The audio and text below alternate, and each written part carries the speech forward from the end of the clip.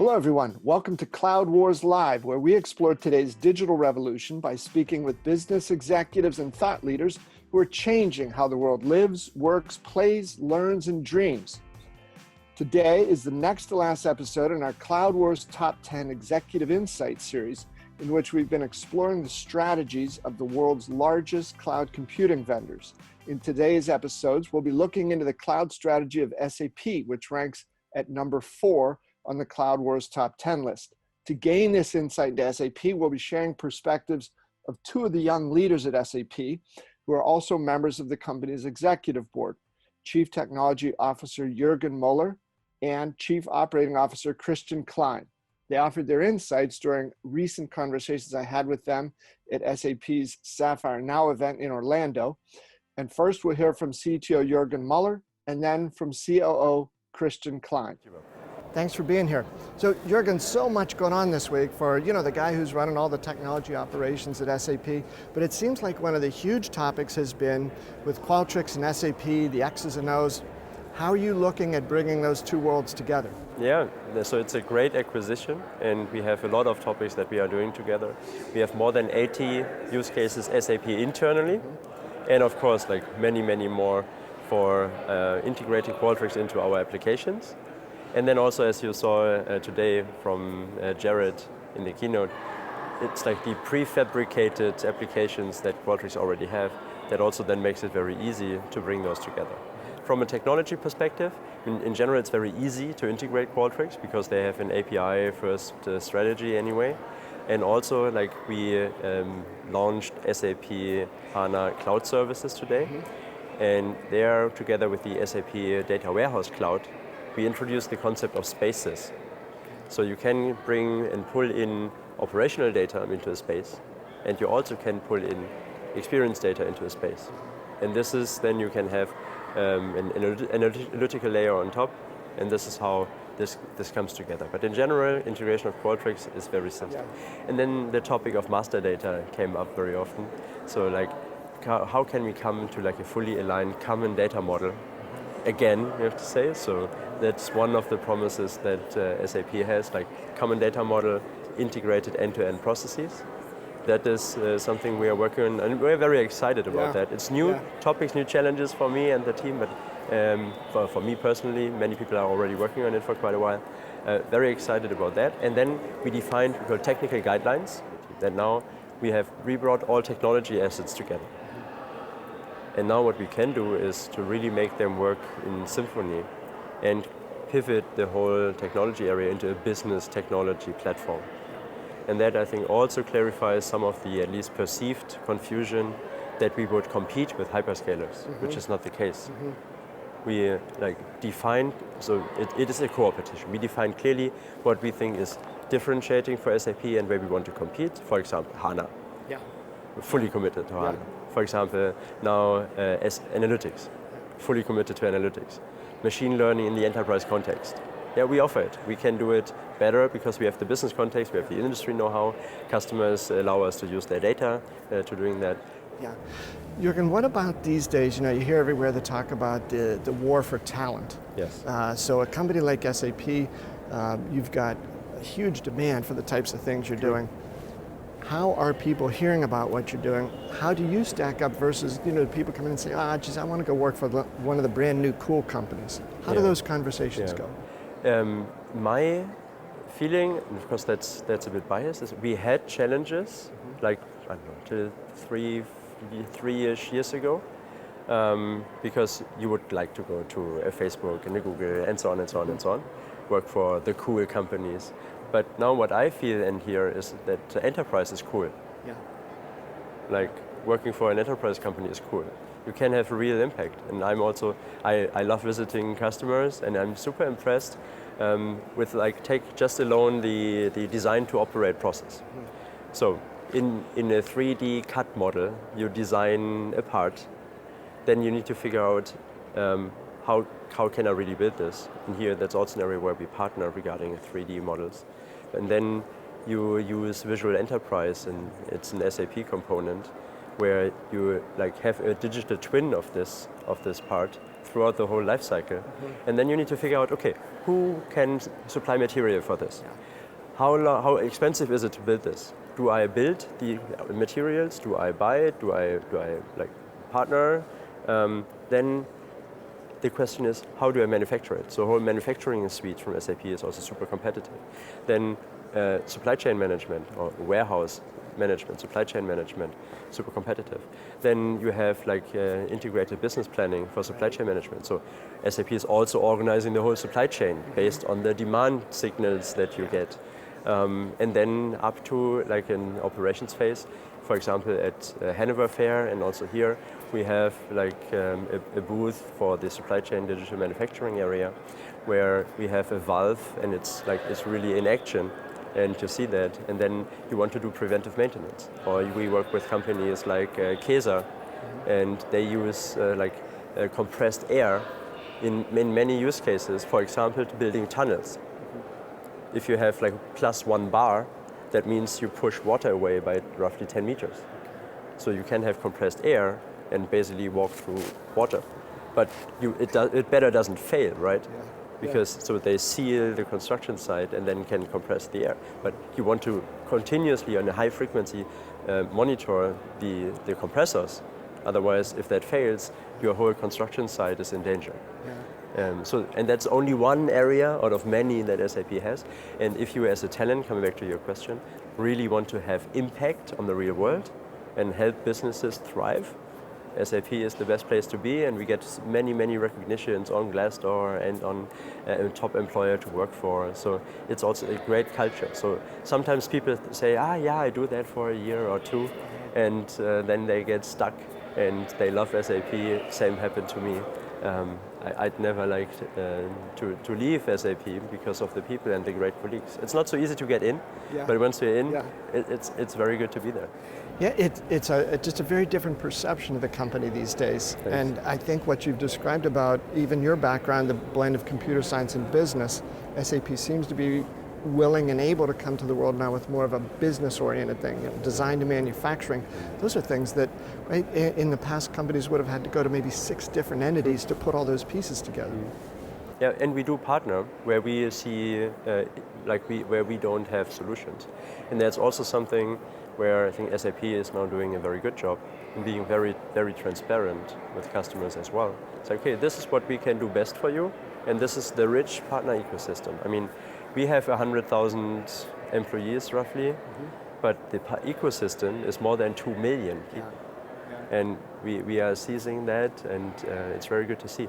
And also, I mean, what we got as feedback consistently was companies don't buy single products. They are not interested in the product. What they want from SAP is to solve a business problem, to run a business process in a consistent manner and in a very efficient manner.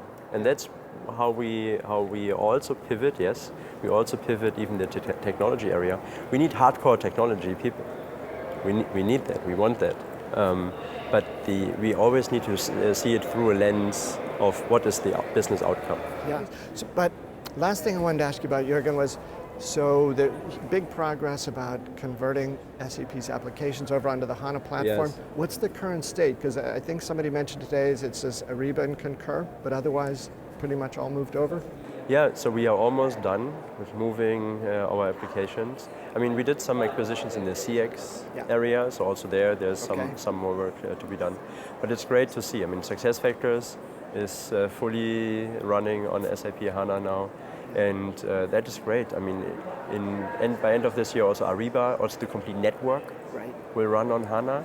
So all the $3.1 trillion that flying through this network will be handled by HANA. Okay. And to be honest, I mean, yes, it took us a while to get there, but as I already mentioned in the talent discussion, SAP's portfolio is so huge. Yeah. Like to move applications over, of course, it also takes some time. But it hardens SAP HANA as well. Yes. So that's a great benefit. And therefore, we now could make the move with SAP HANA Cloud Services and can also focus now more and more on having SAP also in non-SAP spaces and be relevant there as well as a database. Sounds like quite an adventure for you, Juergen, you and your team. Yeah, and we just started. All right. Well, thank you so much for making the time to share your ideas. Thank you so much. Thanks. And now a quick break to hear from our sponsor.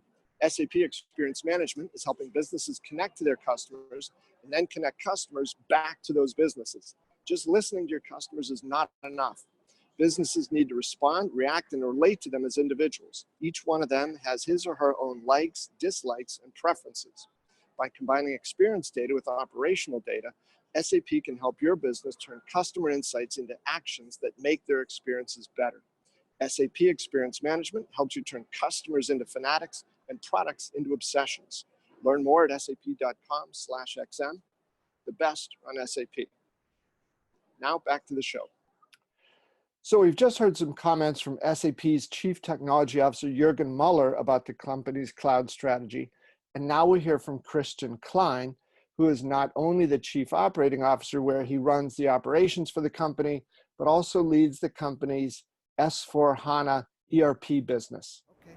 And Christian, one of the things you chatted about some in your keynote talk this morning was this need for companies to become truly end-to-end businesses, because without that, they're just not going to be able to compete, right, in today's digital economy. Yes, absolutely. I mean, in the digital world, what customers expect is really that we deliver software which gives their customers a seamless experience.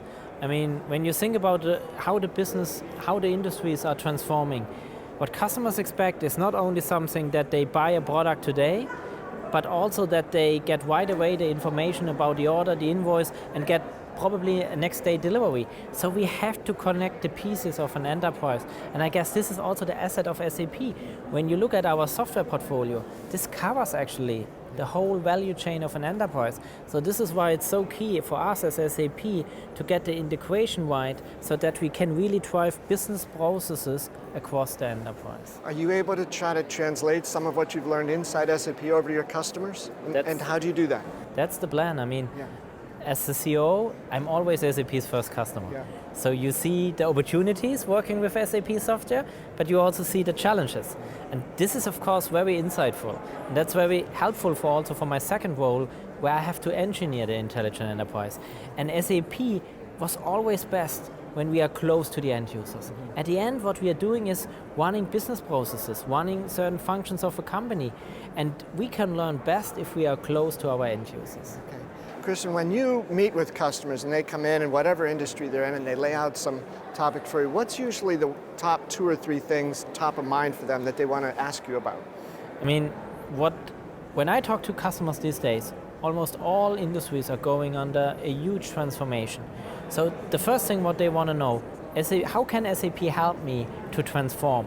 How can I adapt to this new business model, what my customers are expecting from my company? The second one is the topic of artificial intelligence. That's game changing. So it's game changing in a way that we can automate certain processes in a complete different way. It's game changing in a way that we can infuse intelligence in certain functions, so to enable the people to do their job better, in a better and faster way than before. So that's AI. And the third topic, this is really steering, data, analytics, because every company needs to make 1,000 decisions every day. And at the end, how can I do better decisions? How can you give me more transparency? What about predictive models? How can I do integrated business planning? I would say these are the 3 most important topics these days. But in the cloud world, we have to react faster. So what we are now doing is we are infusing Qualtrics into all of our products so that the customers can give us real-time feedback. But that's not enough. When you have this experience data, now I have to connect it to the operations, to the operational data inside SAP. So when there is feedback about features and functions, send it to product management. And he should also then work on an action plan and go back to the customer and said, hey, here's the roadmap, this issue will be fixed by then and then. Other one, he has maybe an issue around support, so that we also then connect right away the support people with the customer.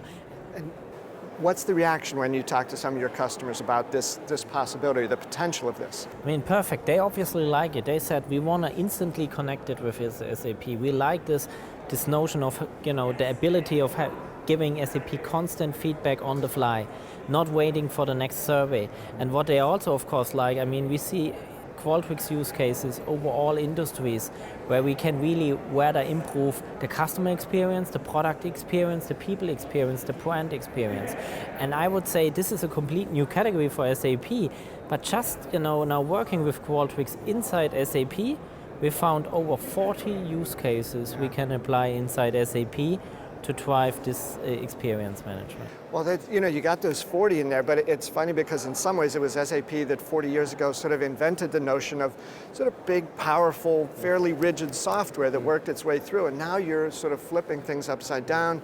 In some ways, I believe you're redefining what the software categories are in the whole enterprise business to fit this new digital business model for your customers. Yeah, I agree, and in all of the business transformations I'm involved inside SAP, but also talking to customers.